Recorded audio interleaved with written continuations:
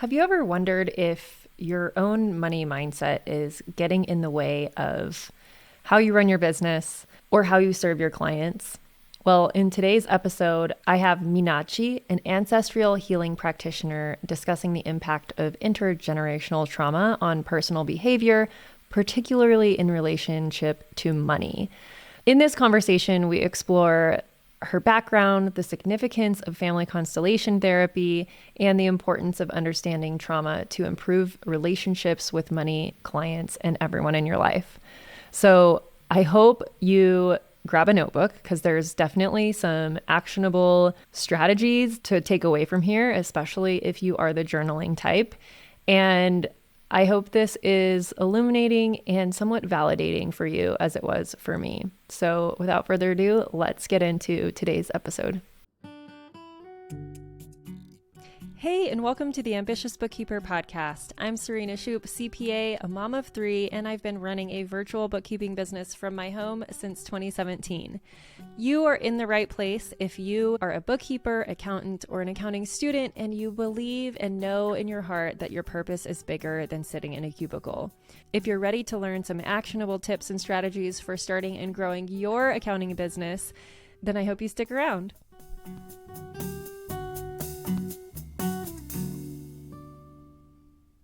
Welcome back to the Ambitious Bookkeeper podcast. Today I have a wonderful guest on. Her name is Meenadchi. I knew I was going to stumble over my words with that one, even though I practiced it like 50 times. But yeah, so we met through a mutual, like I guess a networking group that we're a part of, the Creme de la Creme group, which is small but mighty so far. I love all the connections I've made inside of that group. And we ended up on a call, just the two of us pretty much, and decided to have you on the podcast because I'm trying to focus a lot more on not just, I mean, my audience is bookkeepers and accountants, but that I want to like bring to them and make them aware of in life because all of that contributes to your business. So this is going to be one of those episodes. We're going to get more personal and I guess mindset related, I guess is the term that people might relate to more. So welcome. Thank you so much for joining me today. Would you mind introducing yourself to the audience? Yeah, thank you for having me.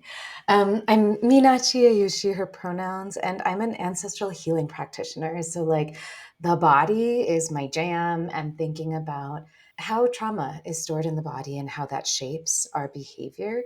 And then, really specifically looking at what is the intergenerational trauma, right? Like, what is it that our ancestors have navigated? What is it that they've experienced?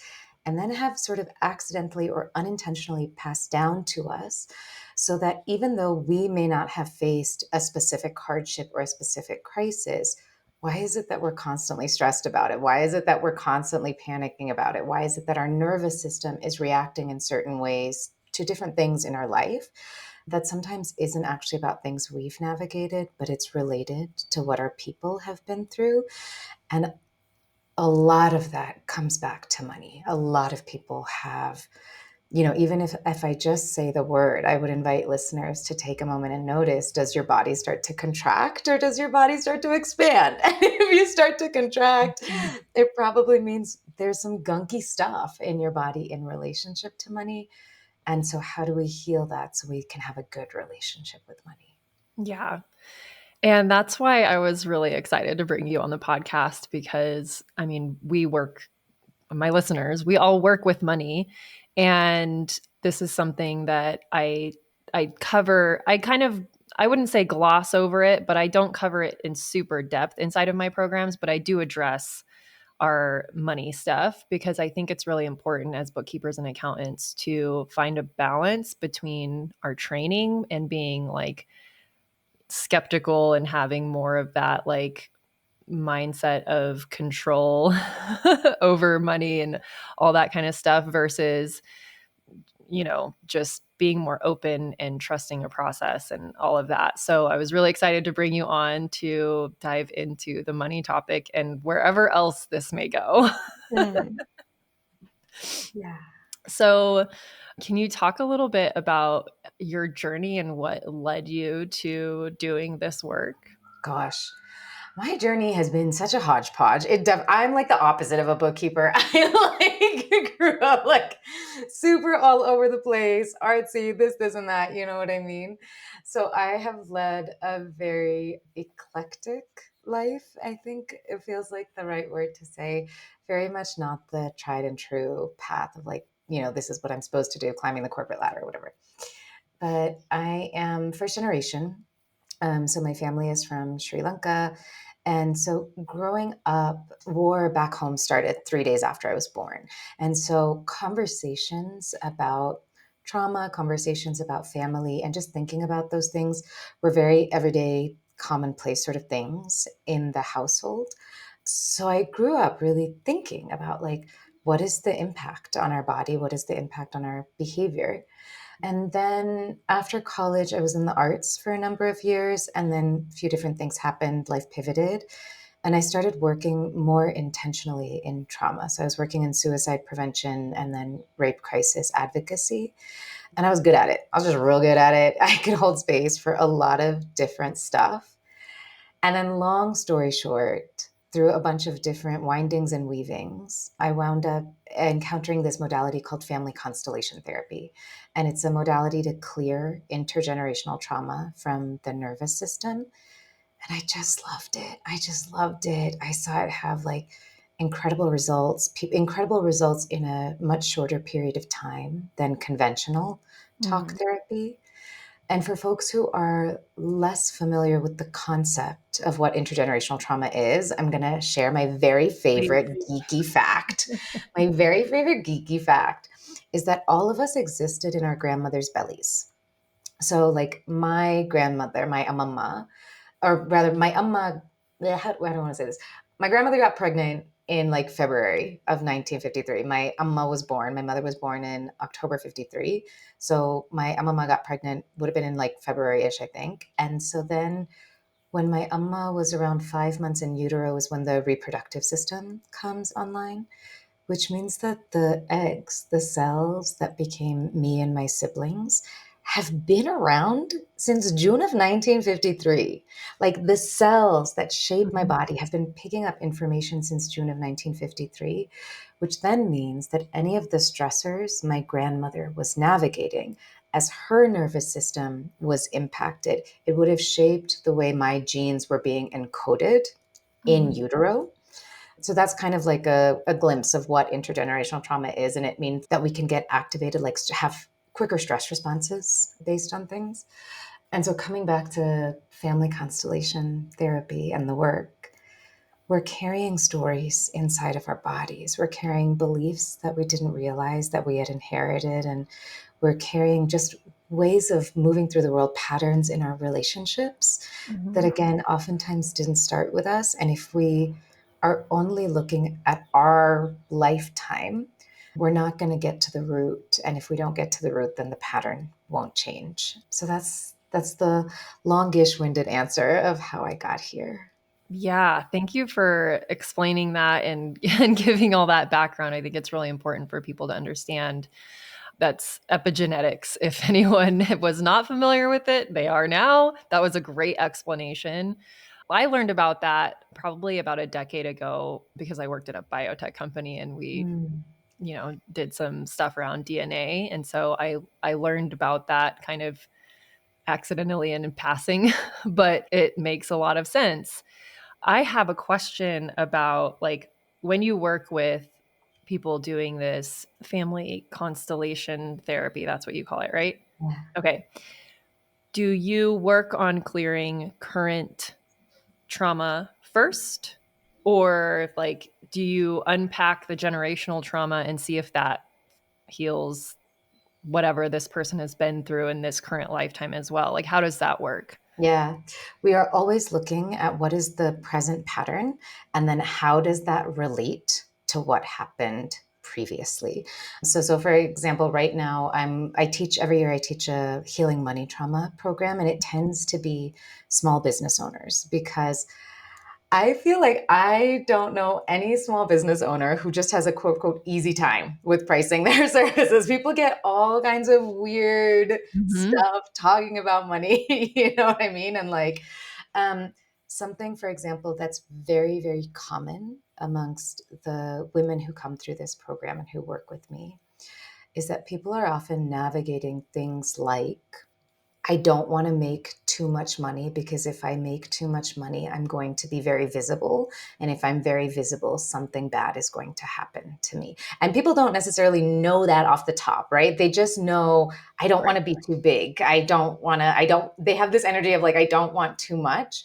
But Hmm. once we start digging, it's the, oh, I had a grandmother who was really successful. And then people in her village and in her neighborhood started getting really jealous, and then because she was more successful than her husband, it like destroyed the marriage, and like all of these kind of like ripple effects of like, what is it that's actually living in your body that's making it so that you feel more or less comfortable expressing desire to be seen or to be big. So the answer kind of to the question is, we're all in this particular form of therapy, we're always looking at what is it that's behind the current pattern of behavior that's sort of like setting the stage for this behavior. Because when we clear the root, the pattern can shift.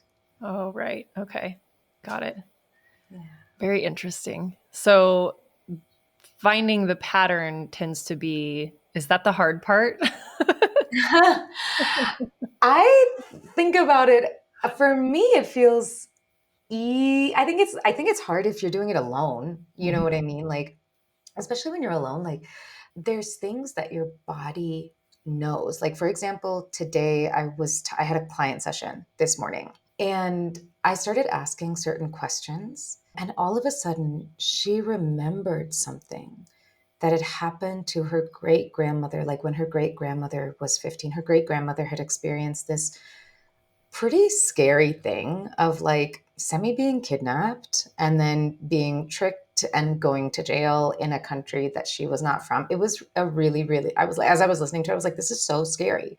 Yeah. And my client had never connected those dots of like how that fear lived in her, and how, because the, with this particular client, what we're working on is separating fear and intuition so that she can just trust her intuition Mm, instead of like getting confused about what should I do and then doing the thing, even though your body's like, go in this direction, but you're like, I can't tell the difference. You know yeah. what I mean? And so, kind of like some of what we found was that her great grandmother had experienced something really horrifying and horrific, and then raised everybody else to be really, really afraid of the world. And she hadn't connected some of those dots. So we wound up doing like this really lovely release blessing from like within the lineage. And by the end of the session, she felt a lot more connected to her intuition, and also, a little bit less charge around fear. Fear is there for a purpose. It's there to help us, but it's not really, it shouldn't hinder us. Right. So some of those are kind of like the changes that can happen, I think, when we're in conversation with someone who's asking questions that help us unpack what we actually already know.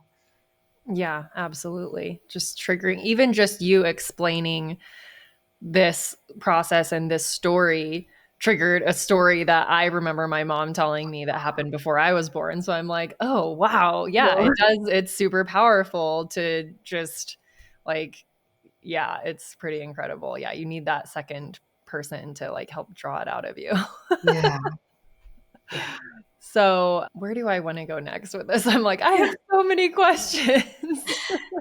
Can I share a Yeah. thought that has been, yeah, I think that there's, I've worked with some bookkeepers before, and kind of like in tandem, because a lot of times I think that something that's sort of important for folks to understand is that like when your client isn't completing a task, like when your client isn't sending the documents that they need to send, or is being like hyper avoidant with your emails, you know what I mean? Mhm. It's not necessarily because clients don't want to do the work, but if there's trauma preventing them from looking at their numbers, if there's trauma that's preventing them from being willing to be successful, you know what I mean, then Yeah. that can shape the way clients are showing up to your sessions. And similarly, bookkeepers are small business owners, and you deserve to be well. I love my bookkeeper. My bookkeeper is gold for me. I am so happy and delighted to pay her every month because of the way she keeps my business running. So then also on that side, as a small business owner, just like the reminder that you're allowed to be nourished, you're allowed to be paid well, you're allowed to have clients who celebrate the service that you do and that you don't have to work with for peanuts. Right. Yeah. Yeah. That's such an important point that you make about clients being non-responsive and things like that. I I see conversations happen so much. It happens within my team even, the frustration that we get when clients don't send us the documents we need. And it's like they're not doing it at us. Yeah. That doesn't make them a bad client. Doesn't make them unworthy of our service. It's like you said, you have to have a level of understanding. For one, they are a busy entrepreneur. And for two, there might actually be some trauma behind. I can give an example of a client who month after month she pays for the service for us to do her bookkeeping. Obviously she pays the bill, no questions asked. Part of her service package is she gets her reports and a monthly video going over her reports. And for almost a year, she did not open those videos because she knew what was in there. And so she was avoiding it. And finally, I had to step in and be like, there is no judgment here. I just want you to survive. So let's get on a call. Let's go over this together and come up with a game plan. And sometimes that's all clients need. So don't just go willy nilly firing all the clients that don't get you the stuff they need. They might just Mm. need a little compassion. Yeah. Yeah. So that's my 2 cents on that. It's a good 2 cents. Because It's I a could have really fired her because she wasn't like responding. I mean, she's not a client that doesn't get us our information, but it was just like she wasn't utilizing what we were doing for her. And we truly care. We want to make sure our clients are successful. So I'm going to do everything in my power to make sure that they're getting the information and approaching it in a way that doesn't make them feel judged, because that's just it's going to make it even worse. money brings up, I mean, money, people judge themselves for, Mhm. money brings up a lot of shame. Money brings up a lot of shame stuff, and that can be hard to wrestle with. Yeah. Yeah. So for anyone listening, don't go fire your clients for not getting you the information. Just have a conversation with them. Dig deeper. There's probably a reason. Yeah. So, yeah, thank you for sharing that. And I also love having people on the podcast who aren't bookkeepers and accountants and sharing how much they love their bookkeepers Yeah. and value the service, because so many of my students and listeners feel like nobody values bookkeeping. It's just Oh, compliance. And I'm like, there's actual value in being compliant. And some people won't value it. That's true. But so many people actually do. And there is plenty of clients out there that are able and willing to pay for the service. one of the things I really teach my clients, so a lot of my clients, I would say it's like 50-50. Like there's the clients who are terrified of making more money and like have some type of hang up about being paid well. And then there's the clients who tend to be a little bit more restrictive with their spending and are terrified of paying people money. And I have 5 foundational principles of money, which I might share in a moment, but I always encourage people to pay for good services because it puts you in your zone of genius. And one of the foundational principles of money is that it has to be in flow. Money is a lot like blood, that if blood is hoarded, if blood isn't able to move through the body, illness is going to emerge. And similarly, if blood is hemorrhaging from the body, it's just spilling out willy nilly all over the place, illness is going to emerge, right? Blood needs to just be able to move in healthy circulation wherever it needs to go. And money is the same. If money is hoarded, illness emerges. If money is splurgy, illness emerges. Money needs to move throughout society wherever it needs to go. And as a small business owner, you have to put money to good use. You can't just like stockpile it and try and like Scrooge McDuck it because Yeah. it's not going to work. Pay people to do good work so that you can be in your zone of genius and they can be in their zone of genius. Yeah. There's one area with that that tends to come up, and again, could absolutely be like an ancestral thing, but a lot of my business owner clients and even bookkeepers and accountants, because we need to pay for services as well so that we can do our work, is the fear and frustration, I guess. I don't know, other feelings that probably pop up around hiring the right person or having a bad experience and being like, oh, I should just do it myself. Yeah. I can't find good people. It's like, Yeah. well, not with that mindset. Right. Not with that attitude. So have you experienced anything with your clients when you start digging into the money stuff with that as well? Like, A okay. lot. Because as you can imagine, right, even when we say it, right, people who know how to survive, people who know how to make it through, self reliance is a big, big survival strategy. But Mm. it is not a strategy you can stick with forever. It does not create sustainable peace to have to hold. Oh, I can see your face changing. I was like, oh my God, I'm about to cry. Uh-huh.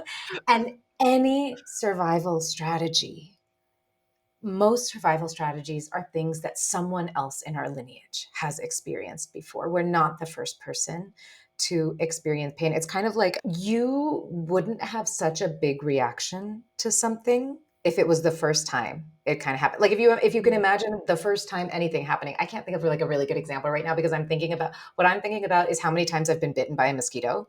And so if I even hear this the little buzz, right, of a mosquito, my nervous system goes on fire and I'm terrified.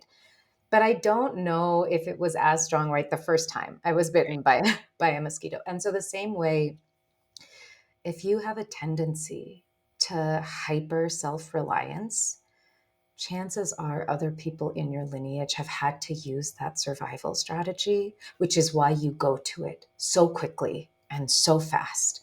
And while it may get you through the most immediate thing you need to get through, it's not going to help you build the life you actually want to be in, because ultimately the life we want to be in is one that allows space for rest, one that allows space for ease, and one that really allows us to be with people who love us in like a loving, we just want to be with people we care about. Yeah. Yeah. Well, that one really hit home. Okay. Do you I'm want to share sure it any will more? for someone else listening as well.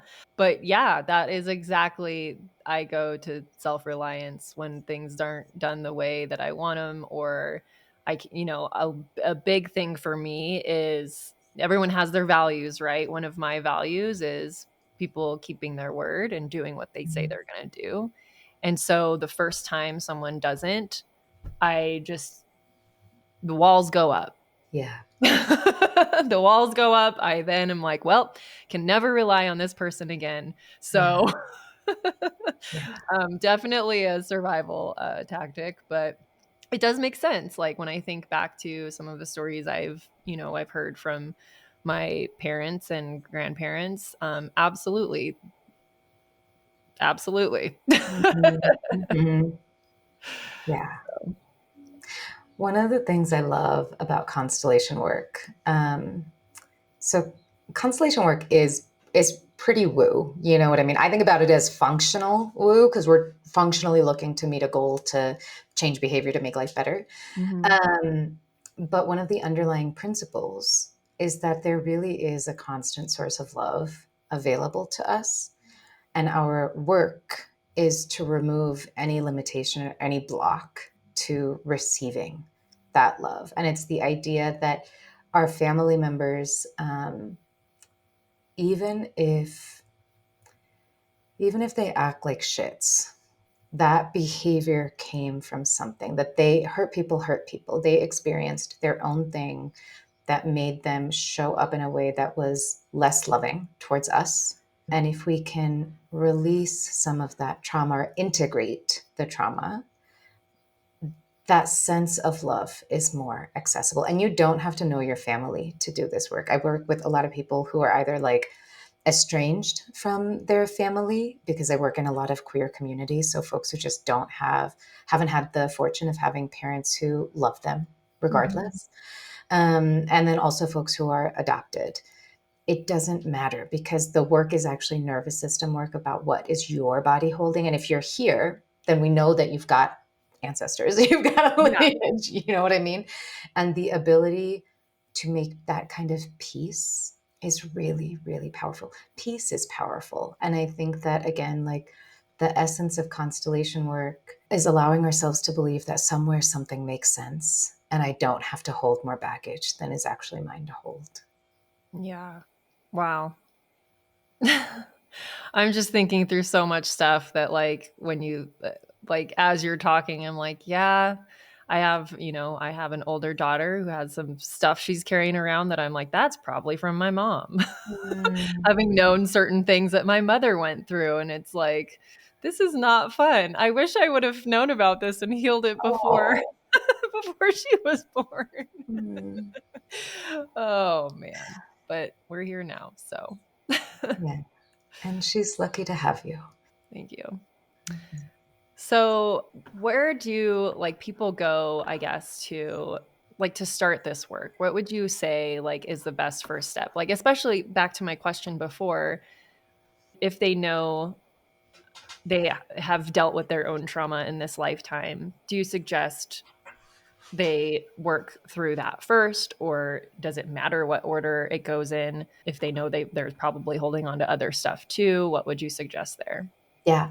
I have two or three things I like to encourage people to do. So, one, if you know your family tree, draw that out really quick, do a quick kind of like map of your family tree, then identify the issues you tend to sort of like recurrently face, right? So Mhm. if it's your relationship with money, do you go through cycles of feast and famine? Do you self-sabotage? Like what are the patterns that happen for you? Or if it's in like romantic relationships, what are the patterns that happen very consistently in those dynamics, right? So kind of like make a note of like on like a side piece of paper, right? Write down what your patterns are. And then I say give each pattern a shape, right? So like a triangle for this, a star, a heart, whatever. And then start working backwards in what you know of your family history. And if you know that that pattern existed with like your mom, then put like a little heart, right? And if X pattern existed with your dad, put a little triangle next to your dad. And then keep working backwards within the family tree, and that can be like surprisingly illuminating because suddenly you're like, whoa, there's like five people before me who have this triangle. You know what I mean? And it like, but one of the things that it can do is it takes a little bit of the pressure off because sometimes we can feel like it's just me, it's my fault. Why can't I fix it? What's wrong with me? You know what I mean? But when we can look and actually see that there's like five generations before us who have been holding this particular dynamic. And yes, we do want to shift it. We do want to change it. It's not your fault. You know what I mean? Like these were the cards that you were given. I think that can be really, really helpful. And then if you're not in super strong relationship with your family, or if you don't have access to that information, start thinking about who you do identify as your lineage. And I have like a very expansive definition of that. So I will encourage clients to think about nature as an ancestor, right? To think about trees, to think about poetry even, and like, you know, people that you have loved in that way, like musicians and artists that you've Mhm. loved. And put yourself at the center of a piece of paper and kind of like again sketch out that lineage that you know what I mean? And then to think about like, what do all of these members of my lineage wish for me? And to like draw that in. What are their wishes? What do you believe that they want to have flowing towards you? And then just notice how that feels in your body to be in that kind of connection with ancestry. So Mhm. those are two things. And I'm going to give one more. If you want to start unpacking your relationship with money, just write a letter to money. See what you wind up saying to money. And then a few days later, like if you write a letter on a Monday, then on a Thursday, have money write a letter back and see what happens. And that can just be the kind of beginning of the unearthing of information that has been sitting in your body for a while. Oh, I love that. I'm gonna have to come back and listen to this and take Yeah. some notes. And start doing more of the work. Okay. One last question that I like to ask business owners who aren't bookkeepers that come onto the podcast is give our listeners a little bit of maybe tactical advice. I don't know what it ends up being, but just some insight as to, since you said you have a bookkeeper and you really value them, what's one thing that they do that you are like, this is why I work with them? Or Yeah. if there's something your bookkeeper could be doing that you wish they were doing that would change things and make things for the better, can you share that?